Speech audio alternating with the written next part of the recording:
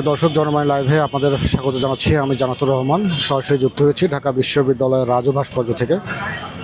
দেখানোর চেষ্টা করছি এখানকার বর্তমান পরিস্থিতি। দর্শক, আপনারা জানেন অন্তর্বর্তীকালীন সরকারের ন্যূনতম 5 বছর মেয়াদ বৃদ্ধির জন্য অবস্থান কর্মসূচি পালন করছে বাংলাদেশ সংস্কার আন্দোলনের সর্বস্তরের ছাত্র জনতা। আমরা দেখেছি তৃতীয় দিনের মতো তারা আজ এই অবস্থান কর্মসূচি পালন করছে এবং তারা কিন্তু এখান থেকে দাবি তুলেছে অন্তর্বর্তীকালীন সরকারকে 5 বছর মেয়াদ বৃদ্ধি করতে হবে। আমরা দেখতে পাচ্ছি এখনও কিন্তু তারা এখানে অবস্থান কর্মসূচি পালন করছে এবং বেশ কয়েকজন তারা কিন্তু এই মেয়াদ বৃদ্ধির যে দাবি সেই দাবি নিয়ে কিন্তু এখানে অবস্থান করছেন। আমরা রাজু ভাস্কর্যর যে সরাসরি এখান থেকে আমরা যুক্ত হয়ে এই অনশন কর্মসূচি আমরা দেখানোর চেষ্টা করছি এবং তারা কিন্তু মার্চ ফর ইউনুস স্যার এরকম একটা কর্মসূচি কিন্তু তারা হাতে নিয়েছেন এবং তারা ওই ডক্টর মোহাম্মদ ইউনুসের যে অন্তর্বর্তীকালীন সরকার, এই সরকারের মেয়াদ 5 বছর, ন্যূনতম 5 বছর বৃদ্ধির দাবি তারা কিন্তু জানিয়েছেন এবং এই দাবি নিয়ে তারা এখানে অনশন করছেন। আমরা আন্দোলনরত একজন শিক্ষার্থীর সঙ্গে কথা বলবো এবং তারা কেন এই সরকারকে 5 বছরের জন্য চাচ্ছেন সেই বিষয়টা আমরা জানার চেষ্টা করবো। দর্শক, আপনারা যারা আমাদেরকে দেখছেন এবং এই দাবির সঙ্গে যদি আপনাদের মতামত কিন্তু কমেন্টের মাধ্যমে আমাকে জানাতে পারেন যে আসলে আপনারাও এই অন্তর্বর্তীকালীন সরকারকে 5 বছর চান কি না, সেই বিষয়টি আপনারা কিন্তু আপনাদের কমেন্টের মাধ্যমে আপনারা আপনাদের মতামত জানাতে পারেন। এবং এখানে যেই বাংলাদেশ সংস্কার আন্দোলনের যে শিক্ষার্থীরা এখন অংশ নিয়েছে তাদের দাবির সঙ্গে যদি আপনারা একমত হন তাহলে কিন্তু আপনারা আপনাদের মতামত জানাতে পারেন। আমরা আন্দোলনরত একজন শিক্ষার্থীর সঙ্গে কথা বলবো এবং জানার চেষ্টা করব তেনারা কী জন্য আসলে এই অন্তর্বর্তীকালীন সরকারের মেয়াদ 5 বছর বৃদ্ধির দাবি জানাচ্ছেন। আপনারা এখানে কি দাবিটা আসলে বসেছেন একটু বলবেন?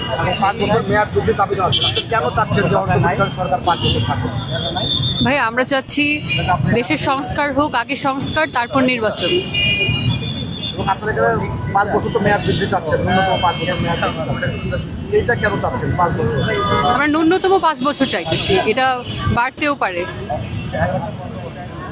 এই দাবির পক্ষে আপনারা আপনি একটু বলেন। 5 বছরটা উদ্দেশ্য হলো একটা গত 54 বছরের যে জঞ্জাল, যেভাবে এই আমরা সংস্কার কথা বলতেছি, যেই আমরা যে সংবিধানে যে কনস্টিটিউশন আমরা চলতেছি সেটা দেওয়া হচ্ছে না। কারণ বিভিন্ন সময় দেখা যায় যে মানে যেভাবে তার মতন তার সংবিধান কাটাছেড়া করে সে তার ওইভাবে চালাতে থাকে। পরে গিয়ে দেখা যায় যে একটা মানুষের মধ্যে ক্ষোভ সৃষ্টি হয় বারবার বিপ্লবের মতন একটা মুভমেন্ট আমাদের আইসে পড়তে হয়। তো যেন ভবিষ্যতে আমরা এই ধরনের কেউ আর জীবন দিতে না হয়, ঠিক আছে, এই মানে কি বলে যেভাবে ক্ষমতাসীন রাষ্ট্র চালায়, এর জন্য আমাদের এইটা যে সংস্কার হোক, যেন আর ভবিষ্যতে এই ধরনের কেউ স্বৈরশাসক সৃষ্টি আর না হয়, মানে ফ্যাসিস্ট যেন আর সৃষ্টি না হয়। এই জন্য এখন 5 বছর তো আমার কাছে মনে হয় না 5 বছর এটা সম্ভব, কারণ এত বিশাল কর্মযজ্ঞ। এর জন্য আমরা একটা ন্যূনতম 5 বছর সময় একটা টার্গেট করলাম যে ওই ইউনুস স্যারকে আমরা সময় দিলাম যে আপনি 5 বছরের মধ্যে করেন, দেন যদি আরও বেশি সময় লাগবে। আপনারা এখানে 3 দিন অবস্থান করছেন, 3 দিন এখানে অবস্থান করছেন, এই সময়ের মধ্যে কোনো সাধারণ জনগণ আপনাদের সঙ্গে সংহতি জানিয়েছে কিনা?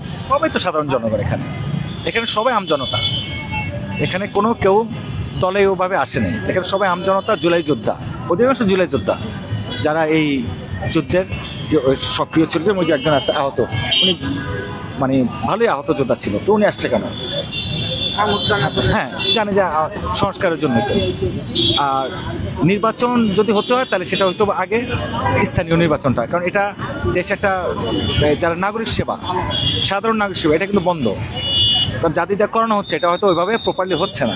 সেক্ষেত্রে হয়তো স্থানীয় নির্বাচনটা করা যেতে পারে। আর স্থানীয় নির্বাচনের সাথে রাষ্ট্রীয় যে সংবিধানগুলি, এগুলি অনেক কিছুই একটু আছে, মানে কি বলে অতটা প্রয়োজনীয় না। কিন্তু জাতীয় নির্বাচনটা টোটালটাই একটা সাংবিধানিক আইন প্রণয়ন করবে যারা, তাদের নিয়ে। তো সেখানে সংস্কার অনেক জায়গায় রয়ে গেছে, সেই সংস্কারটি কমপ্লিট না হওয়া পর্যন্ত নির্বাচন মানে যাওয়া ঠিক হবে না।